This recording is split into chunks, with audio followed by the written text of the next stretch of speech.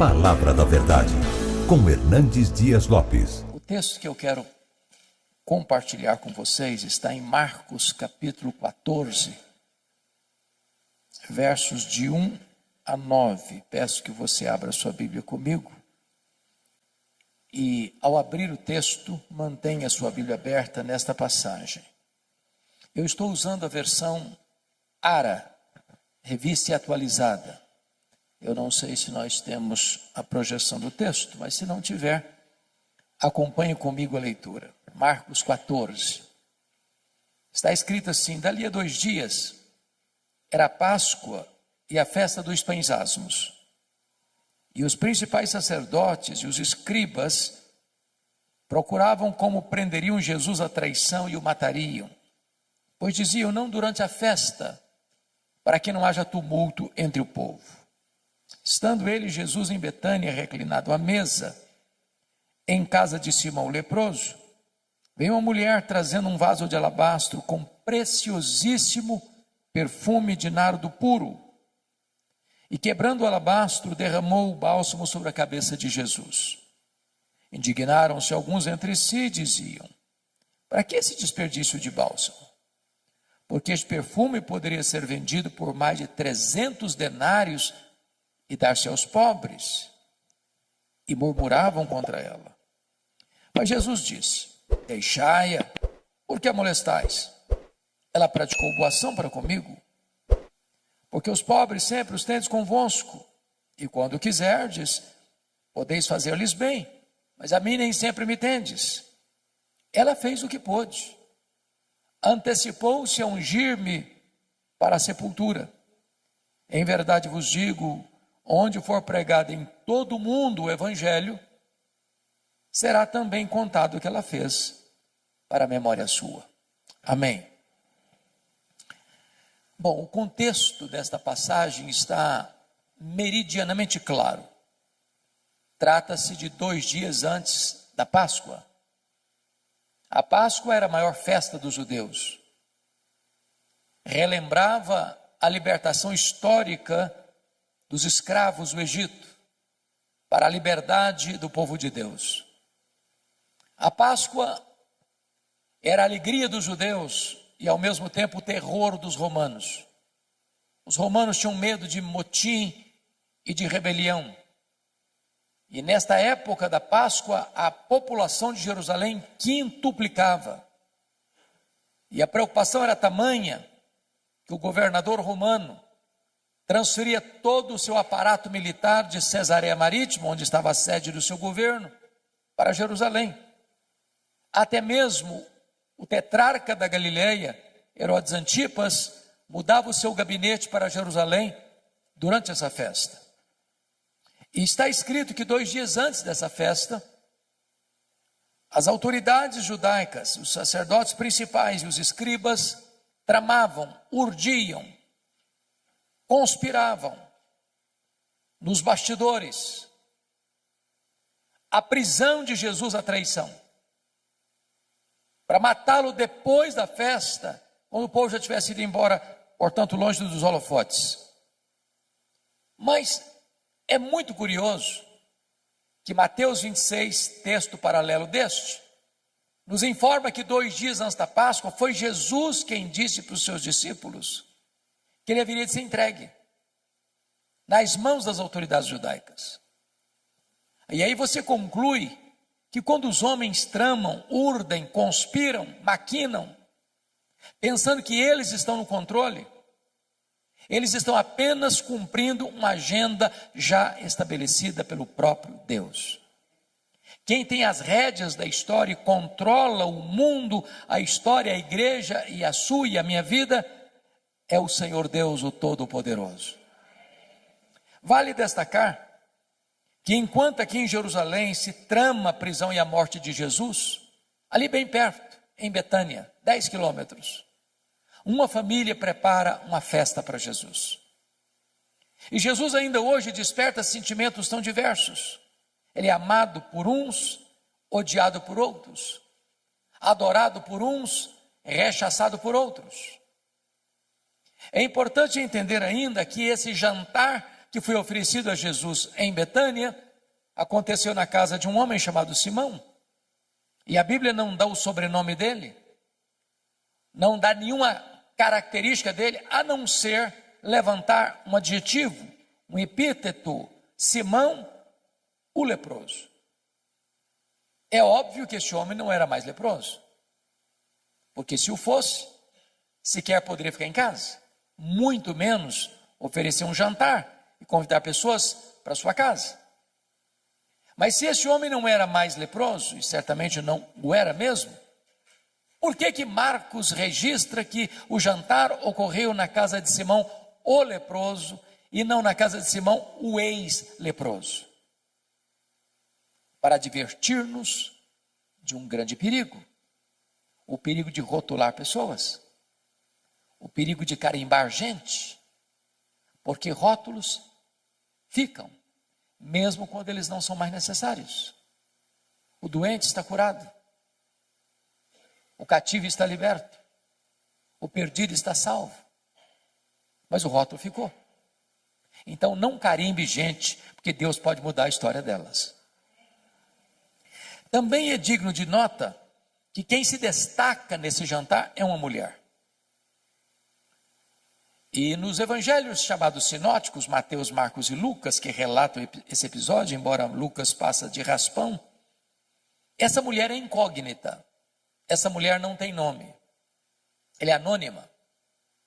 Porém, em João 12, texto paralelo deste, essa mulher tem nome, essa mulher é Maria, irmã de Marta e de Lázaro. E ela tem uma biografia belíssima, porque ela só aparece 3 vezes na Bíblia. E nas 3 vezes que Maria aparece nos registros bíblicos, ela está no topo do mundo, aos pés de Jesus.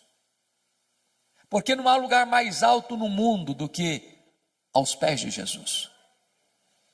A primeira vez que ela aparece, lá em Lucas 10, ela está aos pés de Jesus para aprender. E a maior e melhor academia do mundo é assentarmos-nos aos pés de Jesus. Porque ele não é um alfaiate do efêmero, ele é o escultor do eterno, ele é o mestre dos mestres, ele é o Senhor dos senhores. A segunda vez que Maria aparece na Bíblia, está lá em João 11, e ela mais uma vez está aos pés de Jesus, agora para chorar, ensinando-nos que aos pés de Jesus é onde encontramos a mais rica fonte de consolo para o nosso coração machucado e ferido. Mas finalmente, aqui no texto, mais uma vez ela está aos pés de Jesus, agora para agradecer. E agradecer o maior milagre público de Jesus, a ressurreição de Lázaro, irmão de Maria. Então diz a Bíblia que Jesus está à mesa com seus discípulos, Lázaro, recém-ressuscitado, também está à mesa. Marta, como de costume, está servindo. Ela está sempre em movimento, sempre trabalhando. E não há demérito nenhum nisso. E agora diz o texto que Maria pega um vaso de alabastro. Alabastro é uma pedra ornamental de cor rosa. E diz o texto bíblico lá em Mateus 26, que esse vaso está cheio de um perfume preciosíssimo, grau superlativo, feito de uma essência chamada nardo. E Marcos tem o cuidado de informar que a essência não é híbrida, é nardo puro. E João nos informa que esse vaso contém 1 libra de perfume. O que é 1 libra? 1 litro tem 2,2 libras. Portanto, se o vaso está cheio e tem dentro do vaso 1 libra de perfume, estamos informando que tem dentro desse vaso em torno de 350 a 400 ml de perfume. É um frasco pequeno, de uma pedra bonita, alabastro. E ela vem por trás de Jesus e quebra este vaso. Toda a casa é tomada pelo perfume de João 12. Esse perfume escorre pela cabeça de Jesus, toma todo o seu corpo, chega aos seus pés, e ela então enxuga os pés de Jesus com seus cabelos. Isso provoca uma reação imediata dos discípulos capitaneados por Judas Iscariotes. Isso é um desperdício.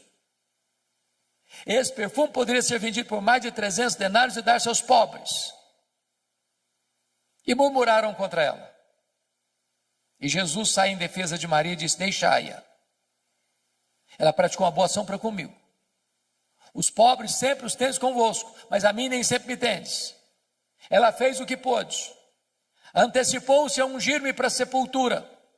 E em verdade vos digo, em todo mundo, onde for pregado o evangelho, será contado o que ela fez para a memória sua. Portanto, agora eu quero, olhando para o texto, tirar daqui algumas lições para o nosso ensino. Primeira lição. Confira comigo o verso 8. Ela fez o que pôde. Sempre que leio isso, o meu coração é fisgado por uma pergunta. Meu Deus, e eu estou fazendo o que posso para Jesus? Estou fazendo tudo o que posso para Jesus? Porque às vezes nós fazemos, mas fazemos relaxadamente. Às vezes nós fazemos, mas não fazemos tudo o que podemos. Às vezes nós fazemos, mas não fazemos de todo o coração. Às vezes nós fazemos, mas não fazemos com a motivação certa. Maria se nos apresenta como um exemplo. Ela fez o que pôde. Permita-me um exemplo para clarear essa ideia. Eu acho que vocês todos já ouviram falar dos moravianos da Alemanha. Um movimento que começou em 23 de setembro de 1723, às 11 horas da manhã, começando uma reunião de oração que durou 100 anos, ininterruptamente, produzindo uma geração de gente piedosa, comprometida com a obra missionária. Para vocês terem uma ideia, cada 18 moravianos sustentavam um missionário fora da Alemanha, mesmo sendo tão pobres. Às vezes a situação era tão crítica que alguns deles não tinham dinheiro para ofertar. Então se vendiam, era uma coisa possível na época, se vendiam como escravos, para comprar a passagem de ida, para os povos mais longínquos, para dedicar o resto dos seus dias ali, pregando o evangelho da graça de Deus. Quando eu vejo um exemplo desse, eu preciso perguntar a mim mesmo: meu Deus, e eu estou fazendo o que posso, tudo o que posso para Jesus? Maria fez o que pôde. Segunda lição que eu aprendo com Maria, versículo 3 e 4. Ela fez o seu melhor. Quando você lê esse texto do perfume preciosíssimo de nardo puro, precisamos entender algumas coisas. Primeiro, esse nardo, a essência da qual se fazia o perfume, era uma essência raríssima, caríssima, que não tinha em Israel. O nardo só era encontrado nas cordilheiras do Himalaia, de um arbusto seco, moído e transportado em lombos de camelos. Esse perfume não era encontrado numa loja de perfumaria. Ele era comprado pouco a pouco, gota a gota, grama a grama, ml por ml, ia sendo acondicionado nesse vaso de pedra. O perfume era tão precioso que Judas, que era tesoureiro e entendia de finanças, avaliou o perfume em mais de 300 denários. Agora vamos entender isso. O frasco tinha pouco mais de 300 ml. 300 ml. Então, estou afirmando que cada ml valia um denário. Mas o que era um denário? O denário era a moeda de pagamento de um trabalhador durante um dia. Agora, pense comigo o que uma pessoa trabalha um dia inteiro e ao final do dia ir comprar uma gota 1 ml de perfume? Agora, pense comigo. Quando você tem um bom perfume, eu sei que vocês têm e gostam, e eu também. Como é que nós usamos? Porque um bom perfume é caro. Usamos cuidadosamente. Só um pouquinho. Em ocasiões especiais. E falamos para nós mesmos, esse perfume tem que durar pelo menos 1 ano. Agora notem que ela não abre o frasco, ela não abre o vaso, ela quebra o vaso. Por que ela quebra o vaso? Porque ela está dizendo, eu não quero que sobre nem uma gota. O melhor que eu tenho, eu quero dedicar ao Senhor Jesus. Eu pergunto a você, você tem dado o seu melhor para Jesus? Às vezes, meus irmãos e irmãs, eu fico imaginando que aqueles que não têm o conhecimento que você e eu temos da graça de Deus, às vezes são mais zelosos em servir aos seus ídolos do que nós o somos em servir ao Rei da Glória. Eu estava pregando há alguns anos em Portugal e estava viajando para Coimbra. De repente eu vi caravanas e mais caravanas andando pelo asfalto. Eu fiquei curioso com aquilo e perguntei onde essas pessoas estão indo. Me informaram, elas estão indo a Fátima pagar promessas. E eu perguntei, mas a que distância elas estão andando a pé? Me responderam, a mais de 300 quilômetros. Às vezes nós moramos no bairro da igreja. Qualquer motivo, hoje eu não vou. Está chovendo, está muito quente. Tem uma outra coisa que me chama mais atenção. Maria fez o seu melhor. E o Senhor espera que você e eu façamos também o nosso melhor. Terceira lição. Maria fez sacrificialmente. Eu confesso a vocês que esse texto não pode ser plenamente entendido dentro da cultura ocidental.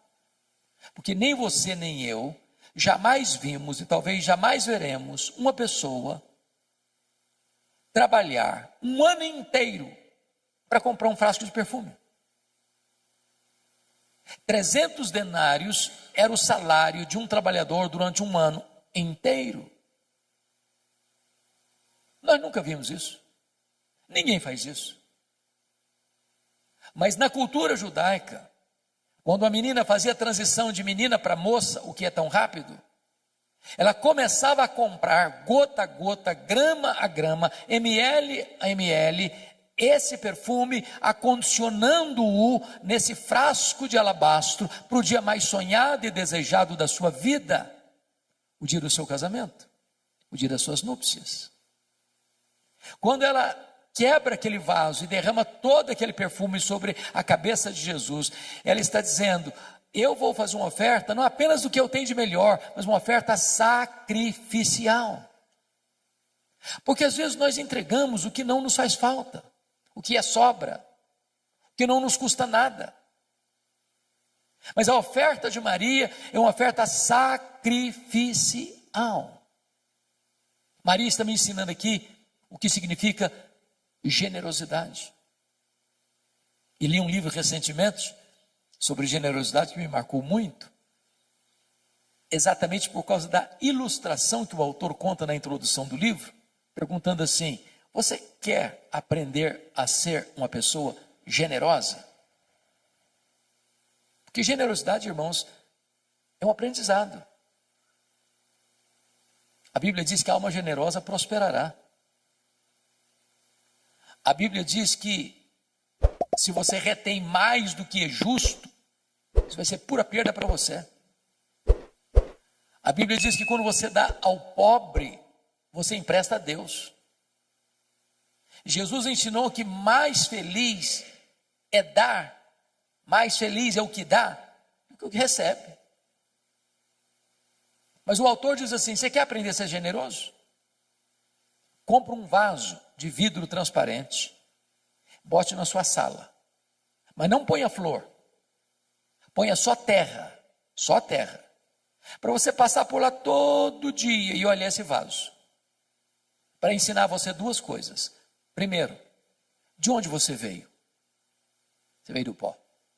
Segundo, para onde você vai? Você vai voltar para o pó. Do pó que você veio, quanto você trouxe? Não trouxe nada. Para o pó que você vai, quanto você vai levar? Também não vai levar nada. Então você não é dono de nada. Você é apenas o mordomo do dono. O que a Bíblia diz é que Deus requer do mordomo que ele seja fiel. Ora, para ser fiel ao dono, que é generoso, a única maneira de eu ser um mordomo fiel ao dono generoso é sendo generoso com o que é do dono. O seu e o meu problema em sermos generosos é que nós temos a síndrome de dono. Mas se eu entendo que o que Deus me confiou não é meu e eu preciso administrar de maneira generosa, eu já não vou ter mais dificuldade de ser generoso com o que é do dono, porque o dono é generoso. Maria fez sacrificialmente. Quarta lição que eu aprendo com Maria. Maria fez, apesar das críticas. Versos 4 a 6, ela enfrenta 3 críticas: indignação, murmuração e molestação. Eu sou pastor há 43 anos. Eu confesso a vocês que eu nunca vi alguém se levantando para fazer algo relevante na vida sem enfrentar críticas. Quem tem medo de críticas não serve a Deus. Quem tem medo de críticas está mais interessado no aplauso dos homens do que na aprovação divina. Quem tem medo de críticas está construindo monumentos a si mesmo, em vez de estar trazendo glória a Deus. E notem vocês que alguns estão indignados contra Maria, mas quem são esses alguns? São os discípulos, são os apóstolos, são os líderes, que deveriam estar felizes com ela e estão indignados contra ela. E notem, eles não estão indignados com o que ela está fazendo, não. Eles estão indignados para quem ela está fazendo. Se fosse para os pobres até que passaria, mas para Jesus, não, isso aí é um desperdício. E notem mais, eles não estão murmurando não, eles estão murmurando contra ela. Eu sei que esse assunto de murmuração já acabou há muito tempo nas igrejas, não tem mais. Mas naquela época existia. Bom, chegaram ao ponto de molestarem Maria. Molestação é crime.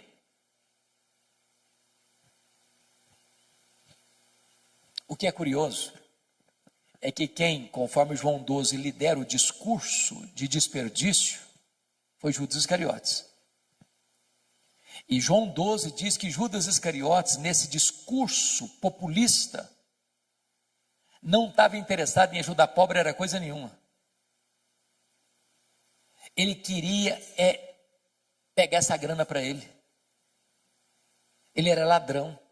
E é nessa conjuntura aqui que a Bíblia tira a máscara de Judas e o chama de ladrão.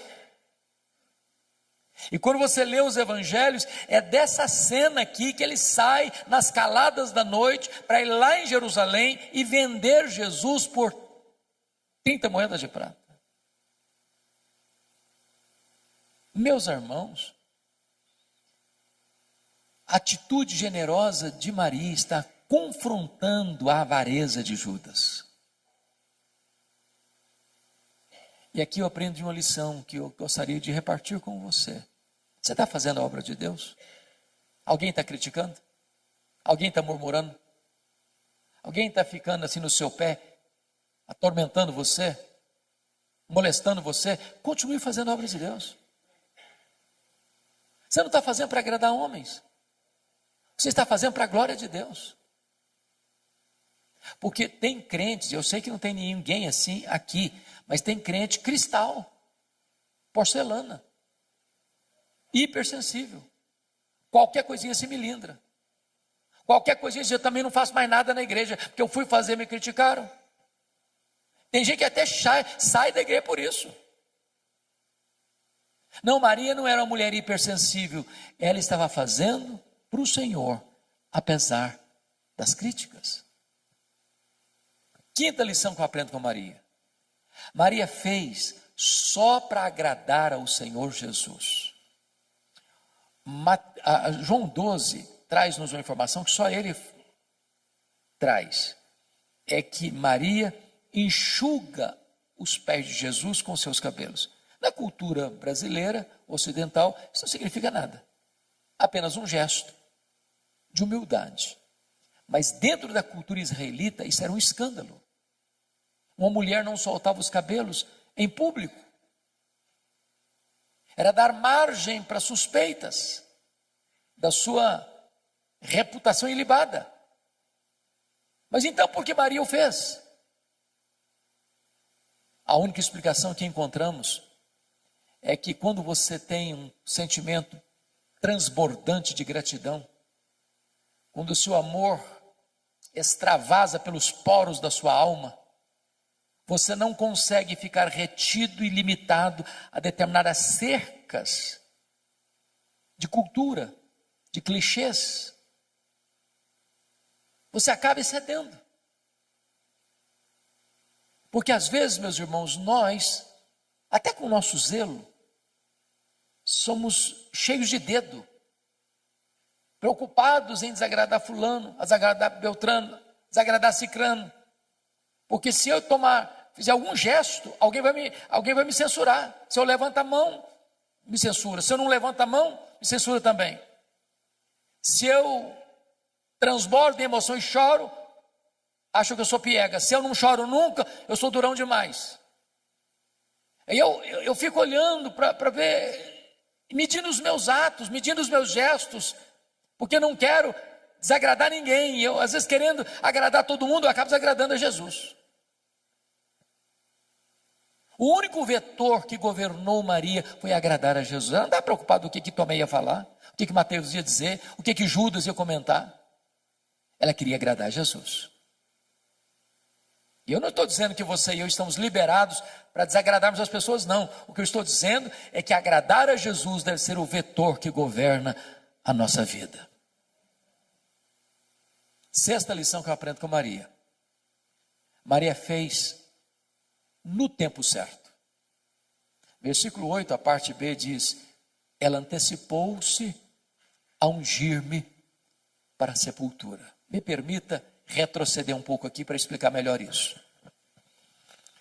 Vocês se lembram de Lucas 8, a partir do verso 3, que foram as mulheres da Galileia que bancaram financeiramente o ministério de Jesus. Eu vou falar baixinho porque tem mulheres no auditório. As mulheres são mais generosas do que os homens. É verdade. A história prova isso. Quem financiou o ministério itinerante de Jesus pelas cidades e aldeias da Galileia, tinham 204 cidades e aldeias, foram as mulheres. A Bíblia cita 3 pelo nome: Maria Madalena, Joana, Susana e muitas outras. Eu não sei quantos são muitas outras. Mas pense comigo aqui na cena. Tem Jesus, tem 12 apóstolos, 13. Tem Maria Madalena, Joana e Susana, 16 agora. Muitas outras, eu não sei quantas. Vamos imaginar que o grupo todo seja de 40 pessoas. De cidade em cidade, de aldeia em aldeia. Não tem hotel fazenda. Não tem self-service. Não tem infraestrutura.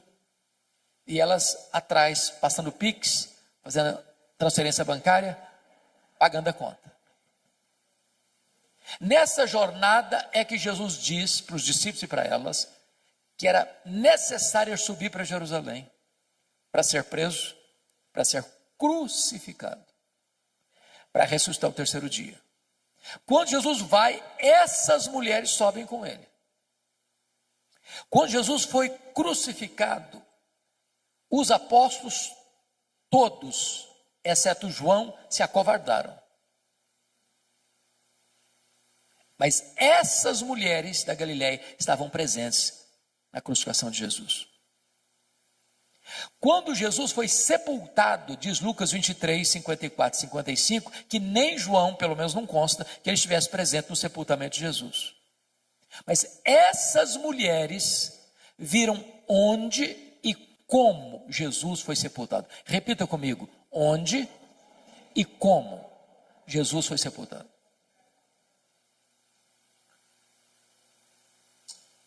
Agora vamos entender um pouco melhor. Que horas Jesus morreu na cruz na sexta-feira? 3 horas da tarde. 3 horas da tarde. Hora nona. Que horas ele foi sepultado? A Bíblia não consta. Mas tinha que ser antes de começar o sábado. Então encerrava sexta-feira, 6 da tarde, começava o sábado. Parava tudo. Agora, vamos pensar de novo comigo aqui, me acompanha o raciocínio. Então, entre a morte e o sepultamento, quanto tempo disponível se tem? 3 horas. Bom, morreu, ninguém tem autoridade de tirar o corpo da cruz. Só o governador pode autorizar. Ele foi crucificado fora dos portões. O governador está lá dentro dos portões, na fortaleza de Antônia. Também não adianta ter qualquer um lá que não vai nem receber, tem que ter alguém com trânsito. Então escolhem José de Arimateia. Ele chega lá no governador e diz: ó, governador, eu queria pedir permissão para sepultar o Jesus Nazareno, porque eu tenho uma sepultura nova que nunca foi usada, e eu vou emprestar para sepultar o Jesus Nazareno. O governador deve estar falando assim: não deu prazo para morrer não. E demora. E demora muito. Tem gente que fica um dia inteiro aí. Não, mas morreu. Não morreu. Mas morreu sim, senhor. Não, eu só acredito se o centurião vier aqui me falar que morreu. Não tinha telefone celular. Tive que ir lá chamar o centurião. Trazer o centurião aqui. Ah, morreu sim, senhor. Então tem que fazer um documento. Agora tem que ir lá no mercado comprar lençóis. Mas tem que ir numa outra loja comprar perfumes. Agora tem que tirar o corpo da cruz, agora tem que limpar o corpo, agora tem que colocar perfume no corpo, agora tem que enrolar o corpo no lençol, agora tem que tirar daqui e levar para o túmulo, mas o túmulo é novo, nunca foi usado, tem uma pedra imensa para rolar, tem que rolar a pedra, tem que botar o corpo, tem que rolar a pedra de novo. Muito pouco tempo. E as mulheres estão lá de butuca, olhando onde e como Jesus foi sepultado. Eu não sei, a Bíblia não deixa isso tão claro, mas a compreensão que eu entendo, que eu tenho, é que logo que terminou o sábado, que hora que terminou o sábado? Sábado, 6 da tarde. Elas correm no mercado para comprar o quê? Perfumes. E por quê? Por quê? Meu entendimento é que mulher não gosta de nada mal feito. Elas estão olhando, estão observando. Pensaram assim: esse serviço que fizeram ficou mal feito. Quando terminar o sábado, nós vamos voltar e vamos fazer esse serviço direito. Quem está voltando no túmulo não são os apóstolos, estão trancados com medo, acovardados. Quem bota a cara na rua, num ambiente hostil, são as mulheres da Galileia. Quando elas chegam, uma surpresa: a pedra está rolada. Quando elas entram, outra surpresa: o túmulo está vazio. Quando elas saem, uma outra surpresa: o anjo pergunta para elas: o que vocês vieram fazer aqui? Procurar entre os mortos aquele que está vivo. Ele não está mais aqui não, ele ressuscitou. O que o anjo está dizendo para essas mulheres? Vocês fizeram muita coisa para Jesus, mas uma coisa vocês não fizeram. Vocês não anteciparam a ungir o corpo dele para a sepultura. Agora ele não precisa mais. Lição aprendida? Faça no tempo certo. Há coisas, irmãos, que ou fazemos hoje ou nunca teremos oportunidade de fazer. A oportunidade passa. Nunca deixa para amanhã o que você pode fazer hoje. Nunca faça a oração de Faraó. Pediu para Moisés orar por ele, para as rãs irem embora amanhã. O problema era de hoje. Amanhã pode ser tarde demais.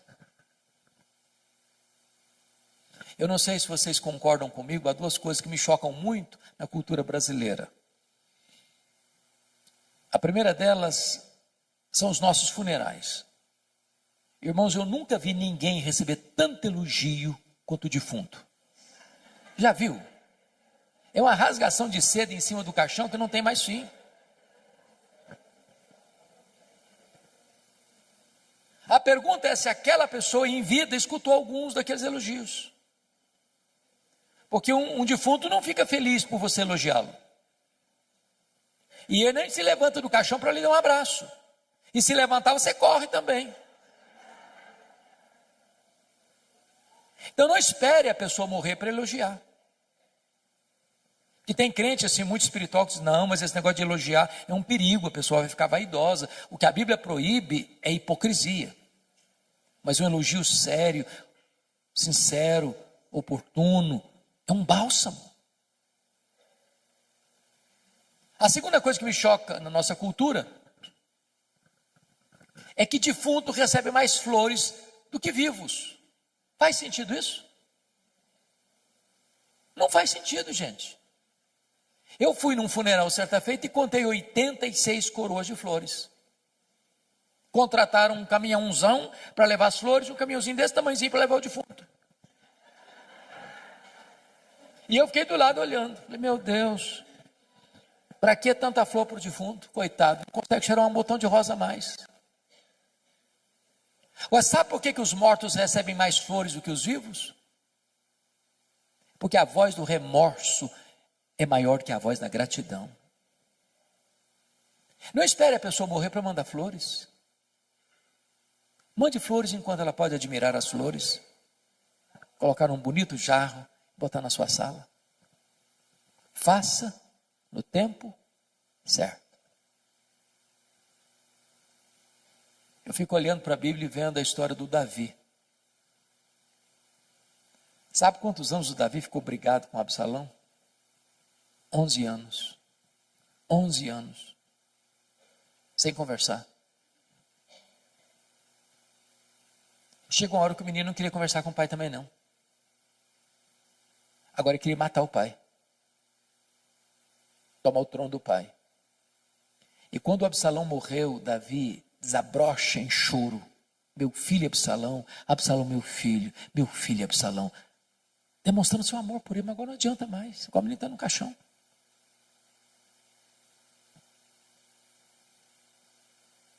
Não espere para amanhã. Faça hoje, enquanto é tempo. No tempo certo.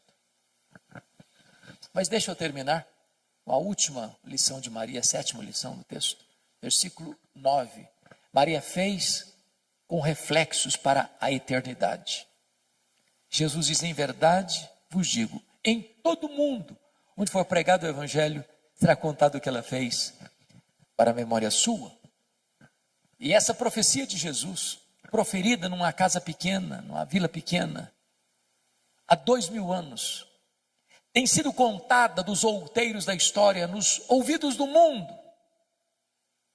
E essa profecia se cumpre hoje, exatamente dia 8 de março, de abril, 8 de abril de 2025, um hotel fazenda em Poços de Caldas, Minas Gerais. A grande pergunta desse texto é o que é que você e eu estamos fazendo hoje que vai reverberar nas futuras gerações? Que marcas nós vamos deixar? Que legado nós vamos deixar para as futuras gerações? Eu não sei se você pensa nisso, de vez em quando eu penso. Qual vai ser a frase que eles vão botar naquela plaquinha de mármore branco que fica em cima da sepultura? Se Jesus não voltar antes, depois de 50 anos que nós tivermos partido e alguém passar lá e espanar a poeira, será que a nossa vida vai impactar alguém ainda? Nós estamos vivendo uma geração egoísta, narcisista, consumista, materialista. Nas palavras de A.W. Tozer, estamos vivendo uma geração que está olhando para o seu próprio umbigo.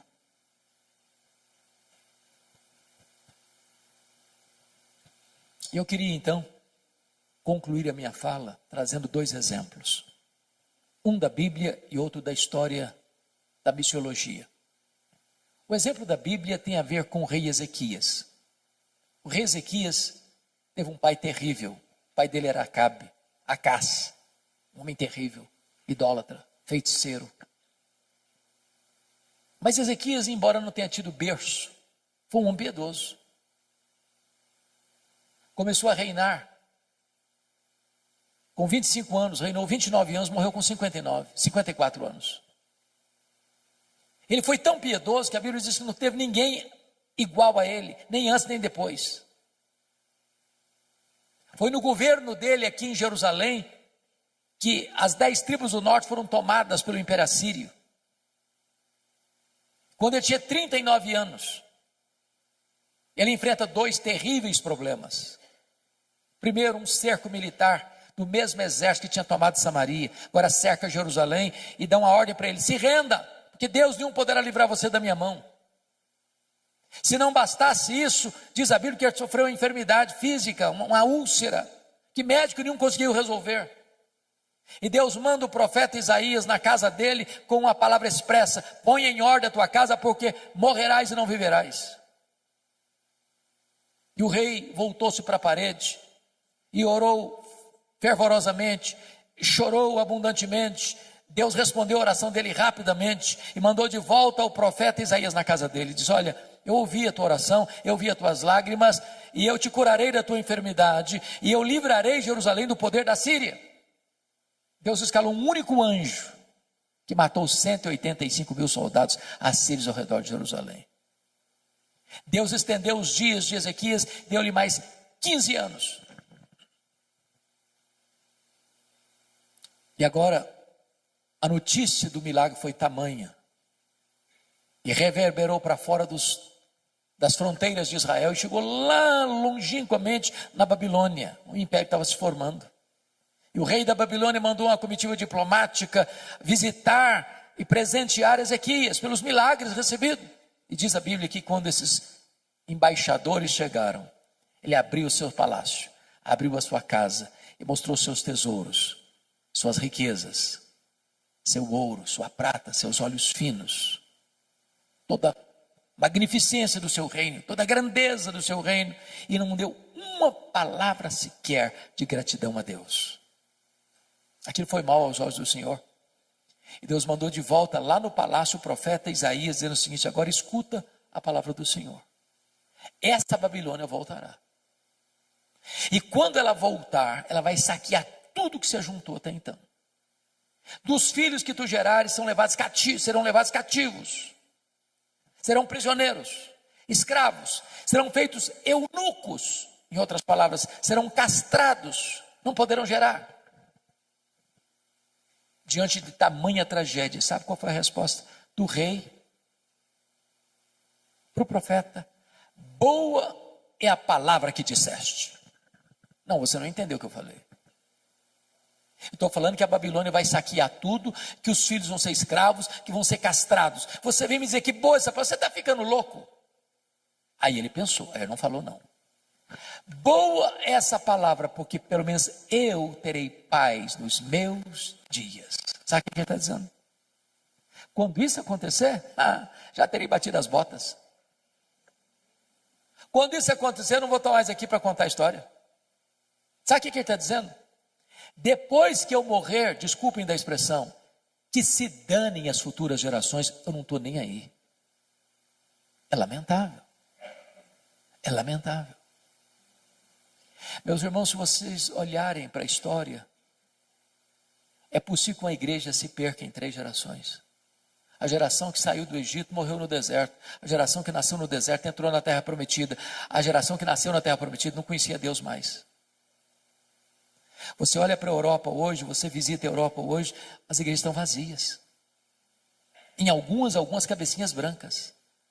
Mas as crianças e os jovens não estão mais. Nós estamos numa corrida de revezamento.